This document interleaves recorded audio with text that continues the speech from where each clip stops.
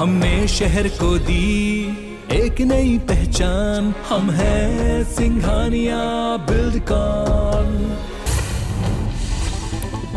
PM Modi ने परीक्षा पे चर्चा के 5वें संस्करण में छात्रों, शिक्षकों और अभिभावकों से चर्चा की। इसके लिए पीएम मोदी दिल्ली के तालकटोरा स्टेडियम पहुंचे, जहां केंद्रीय शिक्षा मंत्री धर्मेंद्र प्रधान ने प्रधानमंत्री का स्वागत किया।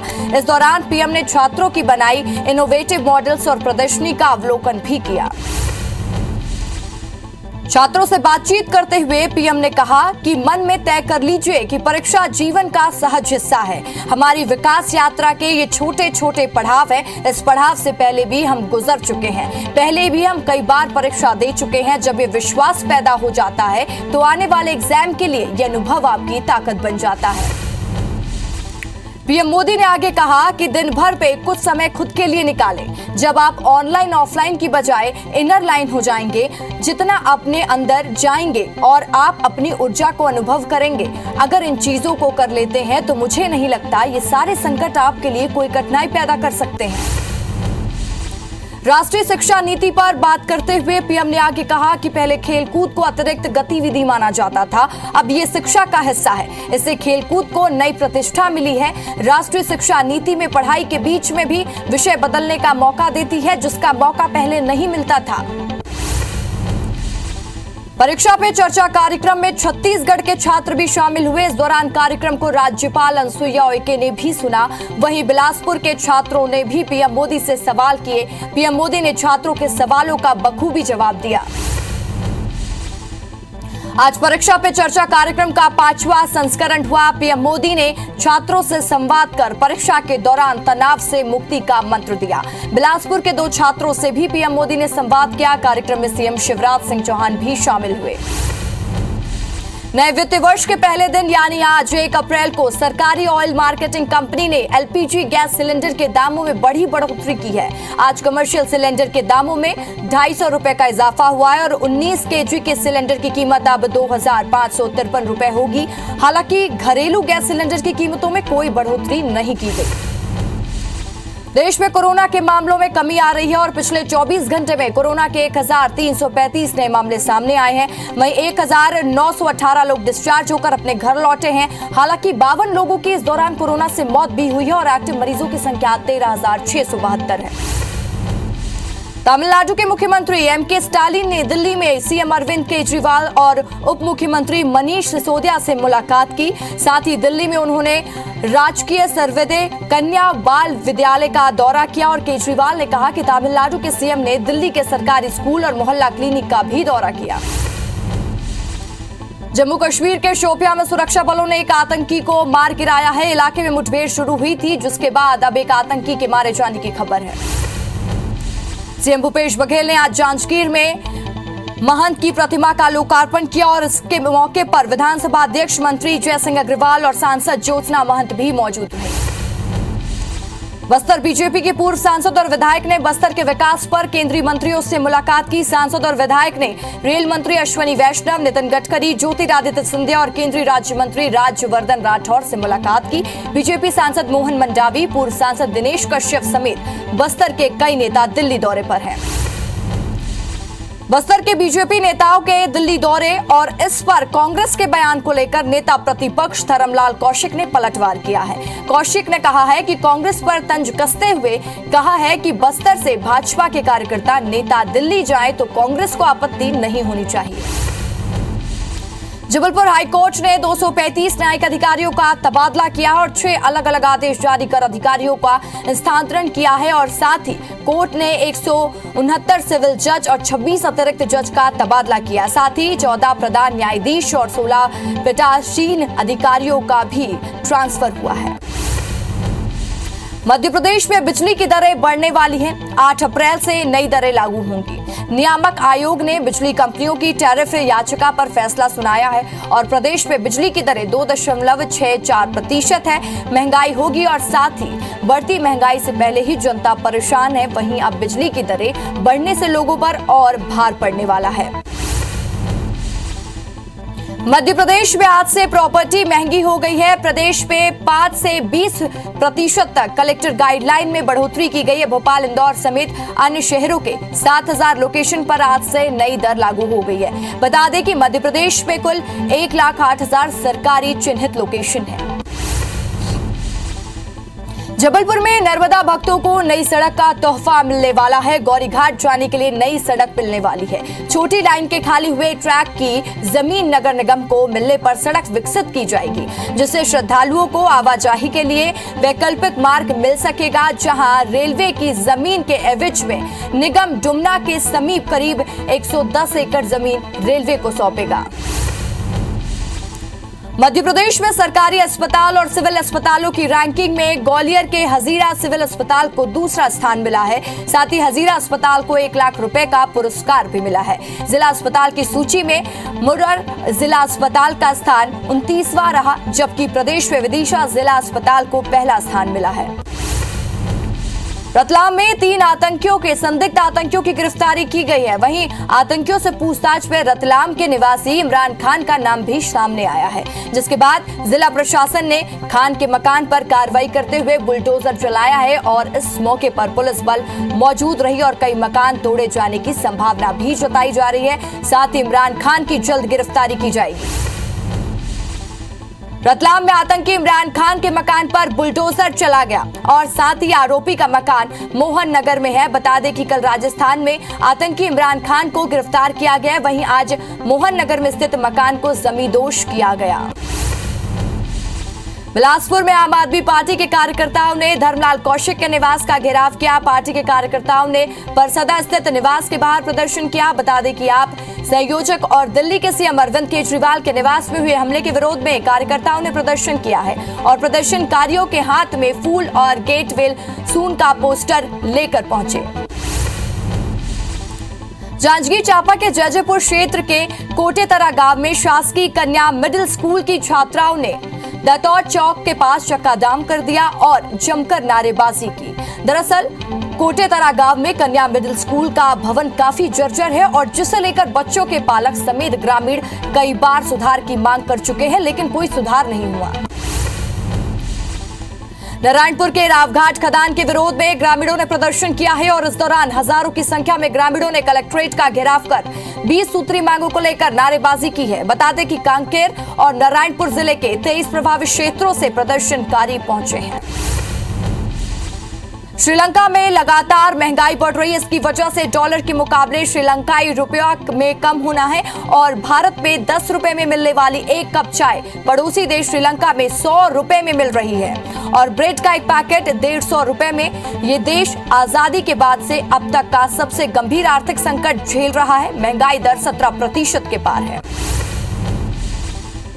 श्रीलंका के अस्पतालों में दवाइयां खत्म हो गई है। श्रीलंका में डीजल की आपूर्ति नहीं होने से रोजाना इस्तेमाल होने वाली चीजें भी महंगी हो गई है। यहाँ लीटर पेट्रोल की कीमत 254 रुपए है, जबकि 1 लीटर दूध 263 रुपए में बिक रहा है। वहीं एक ब्रेड की कीमत फिलहाल 150 रुपए है। श्रीलंका में जारी आर्थिक संकट के बीच राष्ट्रपति गोटबाया ने इस्तीफे की मांग की गई है और इस दौरान उनके आवास के सामने विरोध प्रदर्शन किया गया। प्रदर्शन के हिंसक होने के कारण पत्रकारों समेत 10 लोग घायल हो गए हैं। यहां जमा हुए प्रदर्शनकारियों पर पुलिस ने आंसू गैस के गोले छोड़े और पानी की बौछार भी की। रूस और यूक्रेन के जंग के बीच अमेरिका के राष्ट्रपति बाइडेन ने कहा कि पुतिन अपने कुछ सलाहकारों को घर में नजरबंद कर सकते हैं। यूक्रेन में युद्ध को लेकर उन्होंने कहा कि यूक्रेन में कुछ हिस्सों में हमलों को कम करने के मॉस्को के दावे के बारे में संदेह है। पाकिस्तान के पीएम इमरान खान के इस्तीफे पर पूर्व खिलाड़ी शहीद अफरीदी ने अपील की है। उन्होंने कहा है कि कम से कम एक निर्वाचित सरकार का कार्यकाल पूरा किया जाना चाहिए। अफरीदी ने अपने एक ट्वीट में कहा कि पाकिस्तान को आजाद हुए 74 साल हो चुके हैं। भगवान के लिए कम से कम एक चुनी हुई सरकार को अपना संवैधानिक कार्यकाल पूरा करने दें। पाकिस्तानी संसद में अविश्वास प्रस्ताव पर बहस नहीं हो सकी। हंगामे के बाद बैठक 3 अप्रैल तक टाल दी गई। इस बीच इमरान खान के एडवाइजर शहबाज गिल ने विपक्ष के आरोपों पर कहा है कि इमरान बुज़दिल नहीं है, वो खिलाड़ी हैं, वो मुकाबला करेंगे। ग्वालियर की सीबीआई कोर्ट ने आरक्षक भर्ती परीक्षा घोटाले में आरक्षक सतीश सिंह और सॉल्वर प्रशांत चौधरी को 5-5 साल की सजा सुनाई है। दरअसल 2013 में हुई आरक्षक भर्ती परीक्षा में आरोपी सतीश सिंह की जगह बुलंदशहर के प्रशांत चौधरी ने परीक्षा दी थी। मामले में खुलासा होने के बाद दोनों पर कार्रवाई की गई। भानुप्रतापपुर में कॉलेज से घर लौट रही 4 छात्राएं हादसे का शिकार हो गई। हादसे में घायल छात्रों को इलाज के लिए अस्पताल में भर्ती कराया गया। वहीं पुलिस सीसीटीवी फुटेज और अन्य जानकारों के माध्यम से अज्ञात वाहन की पतासाजी कर रही है। ओरछा में पुलिस की तेज रफ्तार बोलेरो ने बाइक को टक्कर मार दी, जिससे बाइक में सवार युवक और 2 बच्चे गंभीर रूप से घायल हो गए। घटना की सूचना मिलते ही आसपास के लोग पुलिस पर कार्रवाई की बात करने लगे। मौके पर पहुंची पुलिस ने लोगों को शांत कराकर कार्रवाई करने की बात कही है और घायलों को अस्पताल में भर्ती कराया गया।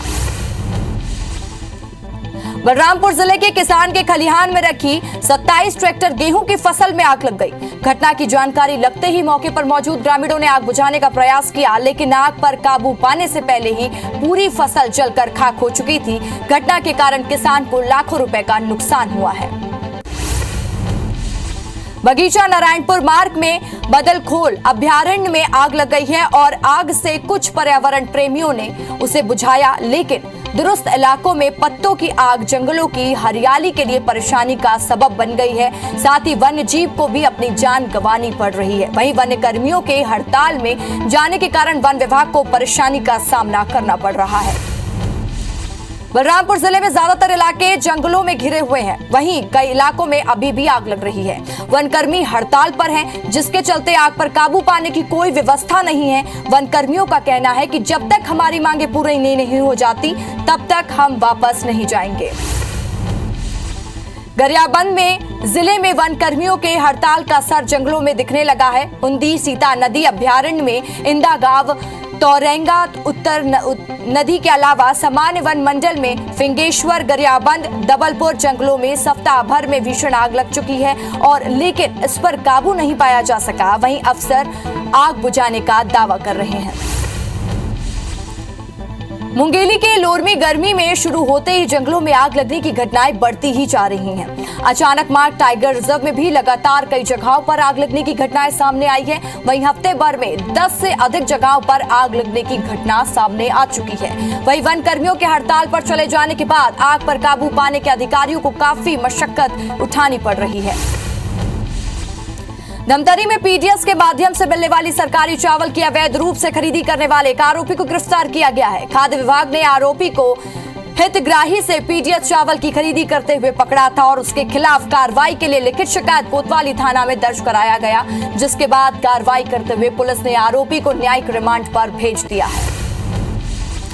कोरिया जिले के गुरु घासीदास राष्ट्रीय उद्यान में बाघ के चलते उद्यान के अंदर बसे गांव में रहने वाले ग्रामीण दहशत पे हैं। बताया जा रहा है कि गांव के पास में बाघ के पैरों के निशान देखे गए हैं, जिससे ग्रामीणों में दहशत का माहौल है। सूरजपुर में चैत्र नवरात्र को लेकर प्राचीन कुदरगढ़ धाम में महोत्सव की तैयारी को लेकर प्रशासन जुटा हुआ है। 9 दिनों तक चलने वाले इस पर्व में श्रद्धालुओं की सुविधाओं का भी पूरा ख्याल रखा जाएगा और बीते 2 साल के कारण कोरोना संक्रमण के कारण कोई भी आयोजन नहीं हो रहे थे। इस बार संक्रमण कम होने से महोत्सव की तैयारी के लिए व्यापक इंतजाम किए जा रहे हैं। कल से चैत्र नवरात्रि की शुरुआत होने वाली है, जिसको देखते हुए डोंगरगढ़ में मां बमलेश्वरी के दर्शन के लिए आने वाले भक्तों की सुविधा के लिए तैयारी पूरी कर ली गई है। कलेक्टर के निर्देश पर खाद्य विभाग के अधिकारियों ने होटल रेस्टोरेंट का निरीक्षण किया और मेला परिसर में लगने वाली दुकानों की भी जांच की गई है और दुकानदारों को आवश्यक दिशा निर्देश दिए गए हैं। कोरोना काल के 2 वर्ष बाद अब गौरेला पेंड्रा मरवाही जिले में नवरात्रि पर्व की तैयारियां जोरों पर है। इस बार जिले में हर्षोल्लास के साथ धूमधाम से नवरात्रि पर्व मनाने की तैयारी देखी जा रही है। नवरात्रि पर इस बार मंदिरों और देवालयों में भी अच्छी तरह से सजाया जाएगा। वहीं भक्तों में नवरात्रि को लेकर इस वर्ष खासा उत्साह देखा जा रहा है। कवर्धा में 2 दिवसीय 26वें भोरमदेव महोत्सव का आयोजन किया गया। इस दौरान स्कूली बच्चों ने सांस्कृतिक कार्यक्रम में भाग लिया। साथ ही इंडियन ऑयल फेम के कलाकारों और छत्तीसगढ़ कलाकार सुनील मानिकपुरी ने प्रस्तुति दी है।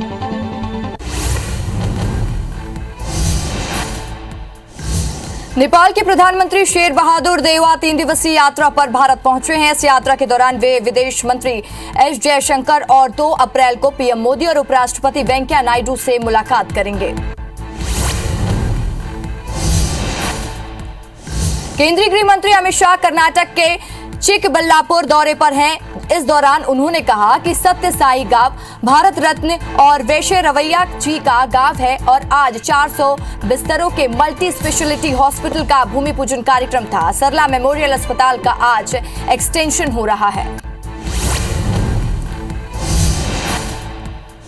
बेंगलुरु में राहुल गांधी ने केंद्र सरकार पर जमकर निशाना साधा। राहुल ने कहा भाजपा का लक्ष्य गरीबों का पैसा छीनकर 3 से 4 सबसे बड़े उद्योगपतियों के हवाले करने का है। वो मूल्य रूप से फाइनेंशियल ट्रांसफर और मैकेनिज्म है जो कि गरीबों से पैसा लो और 2 से 4 उद्योगपतियों को दे दो।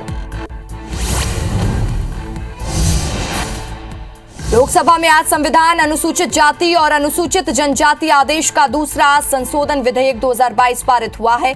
विपक्ष के हंगामे के बीच ध्वनिमत के विधेयक को पारित किया गया है।